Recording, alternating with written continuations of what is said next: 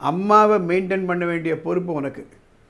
அப்பா இருக்காரா, அப்பா சம்பாதிக்கிறாரா, இந்த அம்மா ஆடு மாடு வளர்த்து இன்கம் சேர்க்க முடியுமான்றதெல்லாம் வேணாம். You have a moral responsibility to support your mother.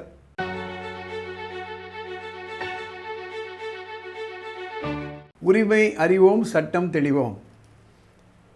ஒரு பையன் இதில் இருக்கார், கல்ஃபில் இருக்கார். அவர் 25,000 ரூபாய் மாதம் சம்பாதிக்கிறார். அவர் மேரேஜ் ஆகி குழந்தை இருக்குது. அம்மா கேரளாவில் இருக்காங்க, ஹஸ்பண்ட் இருக்காங்க அவங்களுக்கு. அவங்க பையன்டேருந்து மாதம் 5,000 ரூபாய் மெயின்டெனன்ஸ் கேட்குறாங்க. அதுக்கு பையன் என்ன சொல்கிறாரு, அப்பா இருக்கார், அவர் போட் வச்சுருக்காரு, மீன் பிடிக்கிறாரு, எங்கள் அம்மா மாடு ஆடுலாம் வளர்க்குறாங்க, அவங்களுக்கு இண்டிபெண்டன்ட் இன்கம் இருக்குது. நான் இங்கோ கல்ஃபில் கஷ்டப்பட்டு சம்பாதிக்கிறேன், என் ஒய்ஃப் இருக்காங்க, குழந்தைகள் இருக்காங்க, அவங்கள காப்பாற்றணும். அம்மா இண்டிபெண்ட்டாக இருக்கிறதுனால இந்த மெயின்டெனன்ஸ் கேட்குறது நியாயமே இல்லை அப்படின்னு அவர் சொல்கிறார். இந்த அம்மா எக்ஸ்பிளைன் பண்ணுறாங்க, இதெல்லாம் கரெக்டு தான், எனக்கு பத்தில் நான் சம்பாதிக்கிற பணம் அப்படின்றாங்க.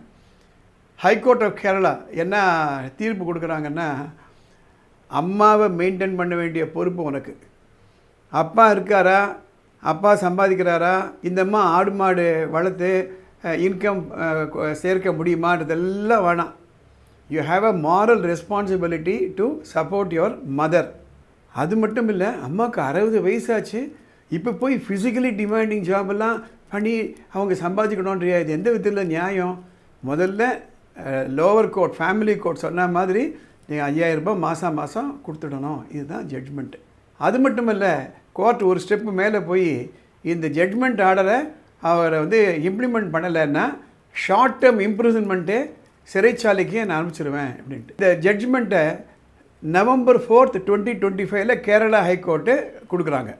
அந்த ஹைகோர்ட் என்ன சொல்லுது, it's a moral failure on the part of the son to refuse maintenance the mother அப்படின்றாங்க. எதுக்காக இதெல்லாம் நான் போடுறேன் அப்படின்னா, என்ன நமக்கு உரிமை இருக்குது அதை நம்ம புரிஞ்சுக்கிடணும்.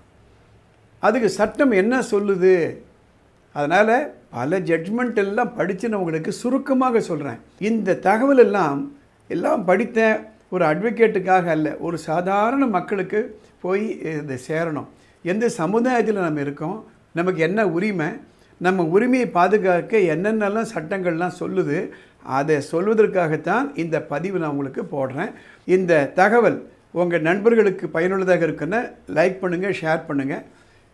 சட்டம் சம்மந்தப்பட்டோ இல்லை உரிமை சம்மந்தப்பட்டோ உங்களுக்கு ஏதாவது குழப்பங்கள் இருந்ததுன்னா மேலே ஒரு வாட்ஸ்அப் நம்பர் போகுது, அந்த நம்பருக்கு ஒரு மெசேஜ் அனுப்புங்க, வாய்ஸ் மெசேஜோ அல்லது டெக்ஸ்ட் மெசேஜோ.